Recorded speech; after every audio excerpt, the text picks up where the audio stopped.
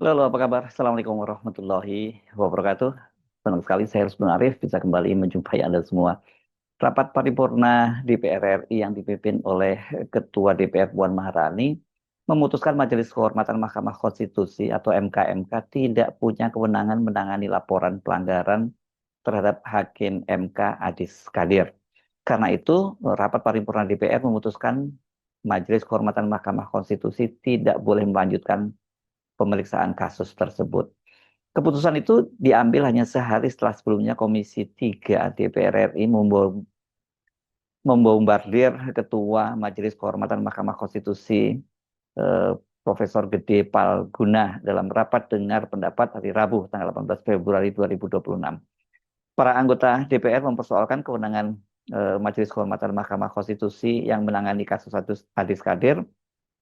Padahal laporan itu masuk hanya sehari setelah Adis Kadir itu disumpah di depan Presiden Prabowo Subianto di Istana Presiden. Namun secara tegas Gede Palguna menolak intervensi anggota DPR dan dia menyatakan lebih memilih diberhentikan sebagai Ketua Majelis Kehormatan Mahkamah Konstitusi. Kalau di sini tadi siapa yang meminta? Bapak meminta kami laporan kami itu adalah begitu sangat normatif katanya. Yang diberikan bagaimana tentang proses Pak Adis Kadir? Nggak mungkin kami sampaikan Pak. Itu adalah independensi kami. Kalau itu yang Bapak minta, lebih baik saya minta diberhentikan. Jadi majelis kehormatan. Serius. Karena itu adalah mahkotanya majelis kehormatan Pak. Nggak bisa kami paparkan di hadapan orang lain karena itu harus kami rahasia bertiga. Bahkan staf pun tidak tahu ketika kami akan memutus itu. Termasuk sikap untuk memutuskan apakah ini akan dilanjutkan atau tidak. Ini masih dalam proses pemeriksaan pendahuluan Pak. Tetapi begitu ada laporan yang masuk, kami tidak mungkin untuk menolaknya begitu laporan itu memenuhi syarat. Itu yang diperiksa dalam laporan pendahuluan. Kami belum memutuskan, karena besok baru kami akan mendengarkan. Kan harus fair dong kami, ada pihak yang dilaporkan. Kami kan harus berikan kesempatan kepada beliau bagaimana prosesnya yang tadi Ibu dan Bapak sudah sampaikan. Sekali lagi kami berterima kasih kalau itu prosesnya. Dan sebenarnya kan kami tidak memasuki wilayah itu. Nah, tapi kami harus berikan kesempatan karena beliau Pak Adis Kadir dilaporkan oleh para pelapor ini. Nah, ya kemudian ya tentu saja pemberitaan menjadi besar ya karena ini bagian dari proses demokrasi kan menurut saya itu ya tidak apa-apa juga. Tetapi kami kan tidak boleh terpengaruh oleh itu Pak. Kami tetap berpegang pada hukum acara yang diberikan oleh Peraturan Mahkamah Konstitusi nomor 11 tahun 2026. Itu pegangan Pak. Itu kitab suci kami itu Pak. Itu yang akan kami kerjakan juga. Tetapi begitu laporan masuk dan memenuhi syarat, memang nggak mungkin kami tidak memeriksanya. Minimal sampai pemeriksaan pendahuluan untuk menentukan sikap kemudian. Itu yang harus. Nah, tapi kalau kemudian begitu kami memeriksa di pemeriksaan pendahuluan, Ibu dan Bapak sudah menanyakan bagaimana nanti sikap majelis kehormatan, kami tidak bisa menyampaikan itu. Itu yang saya katakan. Kalau itu kami sampaikan, lebih baik saya diberhentikan sebagai anggota majelis kehormatan. Interupsi pimpinan. Itu. Tidak diberikan kesempatan interupsi. Lanjutkan, Prof. Ya, itu kan itu adalah mahkotanya kami, Pak. Kami tahu bahwa kami harus menjaga semua kewenangan dari lembaga-lembaga yang lain. Dan sekali lagi kami tegaskan, sepanjang majelis kehormatan yang saya pimpin, rasanya belum pernah kami membuat putusan yang melampaui kewenangan dari majelis kehormatan. Baik yang lahir karena laporan maupun yang lahir karena temuan. Ada pertanyaan tadi, Bapak menyampaikan, katanya ada ketua dilaporkan. Ketua tidak pernah dilaporkan, Pak. Saya tunggu itu. Kami sampai membuat pernyataan, di mana ada laporan kepada Ketua Mahkamah Konstitusi? Belum pernah ada, Pak. Justru karena ada pemberitaan-pemberitaan yang mengatakan tidak sah itu kami teliti, Pak. Ini yang kami namakan proses temuan, Pak. Hasilnya, nah, bedanya, Pak. Nah, sekaligus kami terangkan di sini, sampaikan proses hukum acaranya. Kalau laporan, kami mempunyai mekanisme untuk menyampaikan surat pada pelapor. Laporan Anda tidak memenuhi syarat loh gitu. Tapi kalau temuan, bagaimana kami ini akan menyampaikan? Karena ini kan inisiatif dari mahkamah sendiri, majelis kehormatan sendiri. Itulah makanya mekanismenya adalah dalam bentuk jumpa pers, Pak. Supaya publik tahu bahwa kami sedang men-tracing loh juga hakim-hakim itu. Bukan kami diam loh. Kami bekerja, itu. Itulah mengapa kami membuat jumpa pers. Itu yang kami sampaikan, Pak. Dan cara kerjanya. Nah, terserah Ibu dan Bapak kemudian apakah saya layak atau tidak. Karena kemudian kalau proses pemilihan kami sebagai MK-MK dia kemudian dianggap tidak transparan, ya itu tentu ranahnya bukan saya. Silakan Bapak sampaikan kepada Mahkamah Konstitusi mengapa kami-kami ini yang dipilih gitu ya. Karena itu aturannya dibuat di dalam peraturan Mahkamah Konstitusi. Saya tidak akan berkomentar dengan itu, tapi saya akan mengucapkan terima kasih kalau kemudian diberikan kepercayaan dan sumpah kami mengikat kami untuk melaksanakan apa yang menjadi fungsi dari Mahkamah Konstitusi untuk dilaksanakan secara baik dan benar. Keras sekali ini Profesor Dewa Palguna ya. Tadi seorang anggota DPR terdengar mencoba menginterupsi Gede Palguna. Namun Ketua Komisi 3 Habibur Rahman, ini politisi dari Partai Gerindra yang memimpin rapat dengar pendapat, menolaknya dan tidak lama setelah itu dia menutup rapat dengar pendapat tanpa adanya kesimpulan. Rekan-rekan, karena ini RDPU ya, bukan raker, kita nggak ada kesimpulan ya. Nanti setelah selesai duo Prof ini kebanggaan kita meninggalkan ruangan, mungkin kalau teman-teman menginginkan rapat pleno, kita gelar rapat pleno ya. Mungkin itu Prof. Terima kasih sekali atas kehadiran dan penjelasan dari dua Prof ya. Dan kami juga mohon maaf ya Prof, ada dinamika, ada salah-salah kata Prof ya. Tapi nawaitu kita sama-sama tegak lurus merah putih Prof. Ya. Mungkin itu, terima kasih, saya tutup. Billahi taufiq wal hidayah. Wassalamualaikum warahmatullahi wabarakatuh. Waalaikumsalam. Terima kasih. Jadi seperti dikatakan oleh Habibur Rahman ya, karena rapat dengar pendapat itu tidak ada kesimpulan, dan biasanya kan memang kalau setiap rapat kerja itu ada kesimpulan yang itu harus disetujui oleh kedua belah pihak ya, tidak hanya dari DPR lupa. Dan ini keputusannya, kesimpulan rapat itu kemudian dibuat secara internal oleh Komisi 3 sendiri. Dan kenapa kita bisa menduga itu, karena sehari kemudian, hari Kamis 19 Februari dimasukkan ke dalam agenda rapat paripurna DPR dan kemudian disahkan oleh Puan Maharani. Sidang Dewan yang kami hormati, perlu kami informasikan bahwa pimpinan DPR RI telah menerima surat dari pimpinan Komisi 3 nomor B117 PW 01 2026 tanggal 18 Februari 2026 terkait penyampaian hasil kesimpulan rapat Komisi 3 DPR RI untuk dibacakan dalam rapat paripurna. Adapun hasil kesimpulan rapat Komisi 3 DPR RI sebagai berikut. 1. Komisi 3 DPR RI menegaskan bahwa kewenangan pemilihan hakim konstitusi oleh Dewan Perwakilan Rakyat Republik Indonesia merupakan mandat konstitusional yang diatur dalam pasal 24C ayat 3 Undang-Undang Dasar 1945.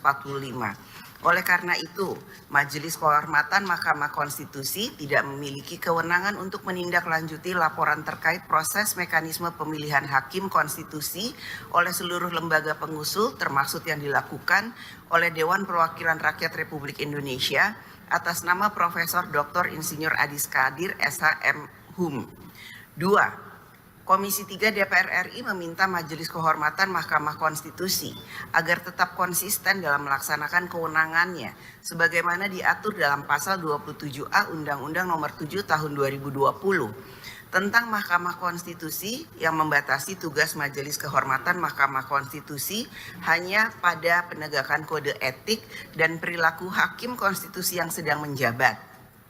3. Komisi 3 DPR RI merekomendasikan kepada Mahkamah Konstitusi untuk memperjelas pengaturan mengenai tugas, fungsi, dan kewenangan Majelis Kehormatan Mahkamah Konstitusi agar sesuai dengan amanat Undang-Undang Nomor 7 Tahun 2020 tentang Mahkamah Konstitusi. Selanjutnya, kami menanyakan kepada sidang Dewan yang terhormat, apakah kesimpulan rapat Komisi 3 DPR tersebut dapat disetujui dan ditindaklanjuti sesuai dengan mekanisme yang berlaku. Setuju? Setuju. Langkah DPR, khususnya Komisi 3 DPR RI, mengintervensi kewenangan lembaga atau institusi lain dalam waktu kurang 1 bulan ini sudah 2 kali terjadi. Sebelumnya dalam rapat kerja dengan Kapolri pada 26 Januari, Komisi 3 dengan Kapolri menyepakati 8 poin reformasi Polri. Salah satunya yang mengundang kontroversi dan polemik itu adalah keputusan tetap menempatkan Polri di bawah Presiden dan menolak di bawah kementerian. Bahkan pada waktu itu kan Kapolri menyatakan lebih baik dia jadi petani daripada jadi menteri kepolisian. Bismillahirrahmanirrahim. Assalamualaikum warahmatullahi wabarakatuh. Salam sejahtera untuk kita semua. Yang terhormat pimpinan DPR RI, yang terhormat Bapak Ibu anggota DPR RI, serta hadirin yang kami muliakan. Pada hari Senin 26 Januari 2026 kemarin, Komisi 3 DPR RI melakukan rapat kerja dengan Kapolri dengan agenda evaluasi capaian kinerja, dan pada saat tersebut kita membuat kesimpulan yang relevan dengan dinamika yang terjadi beberapa hari ini, yaitu tuntutan akan reformasi Polri. Kita telah membuat kesimpulan keputusan rapat kerja, yaitu 8 poin percepatan reformasi Polri. Sebagai berikut saya bacakan. Yang pertama, Komisi 3 DPR RI menegaskan bahwa kedudukan Polri berada di bawah Presiden langsung dan tidak berbentuk kementerian yang dipimpin oleh Kapolri yang diangkat dan diberhentikan oleh Presiden dengan persetujuan DPR RI. Sebagaimana diatur pasal 7 TAP MPR RI nomor 7/MPR tahun 2000 dan peraturan perundang-undangan yang berlaku. Yang kedua, Komisi 3 DPR RI mendukung maksimalisasi kerja Kompolnas untuk membantu Presiden dalam menetapkan arah kebijakan Polri dan memberikan pertimbangan kepada Presiden dalam pengangkatan dan pemberhentian Kapolri sebagaimana diatur pasal 8 TAP MPR nomor 7 tahun 2000. 3. Komisi 3 DPR RI menegaskan bahwa penugasan anggota Polri untuk menduduki jabatan di luar struktur organisasi Polri bisa dilakukan berdasarkan Perpol nomor 10 tahun 2025 karena sudah sesuai dengan pasal 30 ayat 4 Undang-Undang Dasar 1945 dan materi tersebut akan dimasukkan dalam perubahan Undang-Undang Polri. 4. Komisi 3 DPR RI akan memaksimalkan pengawasan terhadap Polri berdasarkan pasal 20A Undang-Undang Dasar 1945 dan meminta pengawasan internal Polri diperkuat dengan terus menyempurnakan Biro Wasidik, Inspektorat dan Propam.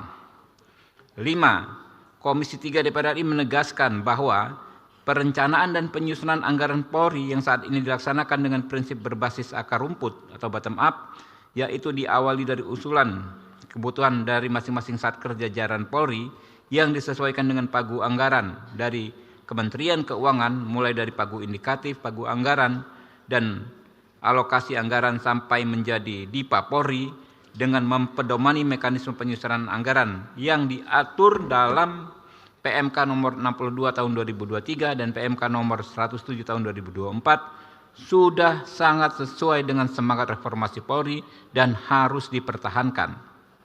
6. Komisi 3 DPR RI meminta agar dalam melakukan reformasi Polri dititik beratkan pada reformasi kultural, dimulai dengan perbaikan maksimal kurikulum pendidikan kepolisian dengan menambahkan nilai-nilai penghormatan terhadap hak asasi manusia dan demokrasi. 7. Komisi 3 DPR RI meminta maksimalisasi penggunaan teknologi dalam pelaksanaan tugas Polri seperti penggunaan kamera tubuh, kamera mobil saat pelaksanaan tugas, dan penggunaan teknologi kecerdasan artifisial dalam pelaksanaan pemeriksaan. 8. Komisi 3 DPR RI menegaskan bahwa pembentukan Undang-Undang Polri akan dilakukan oleh DPR RI dan pemerintah berdasarkan Undang-Undang Dasar 1945, Undang-Undang Nomor 13 Tahun 2022 tentang Pembentukan Peraturan Perundang-undangan, Undang-Undang Nomor 13 Tahun 2019 tentang MPR, DPR, DPD dan DPRD serta peraturan perundang-undangan yang terkait. Pimpinan dan anggota DPR RI yang kami hormati, Demikian laporan Komisi 3 DPR RI mengenai 8 poin percepatan reformasi Polri. Oleh sebab itu, kami berharap agar 8 poin percepatan reformasi Polri tersebut dapat ditetapkan dalam rapat paripurna saat ini dan menjadi keputusan mengikat antara DPR dan pemerintah, serta wajib dilaksanakan oleh pemerintah sesuai dengan ketentuan Pasal 98 ayat 6 Undang-Undang Nomor 13 Tahun 2019 tentang MPR, DPR, DPD, dan DPRD. Hanya sehari setelah rapat kerja di Komisi 3 dengan Kapolri, kesimpulan itu kemudian kesimpulan di Komisi 3 itu disahkan di rapat paripurna DPR. Dan kali ini yang memimpin rapat paripurnanya adalah Wakil Ketua DPR RI Saan Mustafa. Sidang Dewan yang kami hormati, sekarang perkenankan kami menanyakan kepada Sidang Dewan yang terhormat terhadap laporan Komisi 3 DPR RI atas hasil pembahasan percepatan reformasi Polri. Apakah dapat disetujui? Terima kasih. Dengan keputusan 8 poin reformasi Polri, maka DPR dengan Kapolri itu sudah menutup celah kerja dari tim percepatan reformasi Polri yang dibentuk oleh Presiden dan dipimpin oleh mantan Ketua MK Profesor Jimli Asidiki. Karena bagaimana kan tadi kan disebutkan bahwa salah satu poinnya yang penting kita highlight adalah soal harus dibawa tetap di bawah Presiden. Yang berikutnya reformasinya hanya bersifat kultural bukan struktural. Ini dua kunci ini dan kemudian tadi juga ditambahkan pengawasannya itu oleh DPR. Nah, sekarang ini dengan memutuskan bahwa Majelis Kehormatan Mahkamah Konstitusi tidak boleh melanjutkan proses pemeriksaan terhadap Hakim MK Adis Kadir yang notabene adalah bagian dari keluarga besar DPR, karena dia ini kan sebelumnya adalah Wakil Ketua DPR dari fraksi Partai Golkar yang kemudian dinonaktifkan kasus heboh biaya sewa rumah untuk para rumah jabatan untuk para anggota DPR, dan kemudian ketika dia dikembalikan ke DPR statusnya karena dianggap tidak melakukan kesalahan oleh MKD DPR, dia kemudian tidak dikembalikan pada posisinya tapi diangkat menjadi hakim MK utusan DPR. Maka DPR juga kembali ini mengintervensi kerja Mahkamah Konstitusi atau setidaknya MK. Perhatikan timing waktunya ya. Rapat Komisi 3 DPR RI dengan Kapolri itu terjadi tanggal 26 Januari 2026. Dan kemudian rapat paripurnanya tanggal 27 Januari. Dan sebelumnya soal 8 poin reformasi itu tidak ada dalam agenda rapat paripurna. Jadi ini adalah agenda yang ditambahkan. Sementara untuk Majelis Kehormatan Mahkamah Konstitusi ini, kewenangannya ya, ini terjadi kan rapat kerjanya dengan Komisi 3 tanggal 18 Februari, hari Rabu. Dan sehari kemudian, Kamis 19 Februari, langsung disahkan di rapat paripurna. Semuanya serba kilat. Kalau sudah begini, berarti DPR makin terlihat sangat berkuasa dong ya. Bisa intervensi dalam tanda petik kemana-mana. Padahal sesungguhnya secara tersirat tadi, kalau kita mendapat penjelasan dalam penjelasannya kepada Komisi 3, detailnya Anda bisa lihat di konten saya sebelumnya di sini, linknya ya. Itu Gede Palguna kan menegaskan bahwa dia akan bekerja sesuai dengan prosedur dan hukum acara. Laporan dari 21 akademisi dan guru besar itu, guru dari berbagai perguruan tinggi itu kan sebenarnya terlihat mereka menyadari bahwa Adis Kadir itu memang sulit ya untuk dijerat persoalan etika yang ada kaitannya dengan Majelis Kehormatan Mahkamah Konstitusi, karena dia memang belum bersidang karena baru sehari diambil sumpahnya di depan Presiden. Jadi belum menangani perkara. Karena itulah kemudian para guru besar itu meminta perluasan kewenangan dari Majelis Kehormatan Mahkamah Konstitusi karena mereka menganggap putusan Komisi 3 mengganti Innocentius Samsul ini sebagai hakim yang diusulkan oleh DPR menggantikan Hakim MK Arief Hidayat, Profesor Arief Hidayat yang memasuki masa pensiun, dan itu juga sudah ditetapkan di paripurna, tiba-tiba di tengah jalan diganti oleh Adis Kadir. Nah, ini menurut para guru besar ini merupakan pelanggaran etika, tapi sebenarnya ini pelanggaran etika yang dilakukan oleh DPR ya gitu. Jadi sebenarnya putusan dari Majelis Kehormatan Mahkamah Konstitusi itu sudah bisa kita duga ya kalau kita menyimak penjelasan dari Profesor Gede Palguna ya. Kenapa sih DPR nggak sabar sedikit itu membiarkan MK bekerja? Apa mereka ingin memperlihatkan sebagai anggota DPR mereka itu sangat berkuasa, setidaknya lebih berkuasa lah dibandingkan Majelis Kehormatan Mahkamah Konstitusi, seperti yang disampaikan oleh seorang anggota Komisi 3, Hasbiullah Ilyas, bahwa mereka itu dipilih rakyat, sementara Majelis Kehormatan Mahkamah Konstitusi itu tidak dipilih rakyat. Mereka memang dipilih oleh Mahkamah Konstitusi.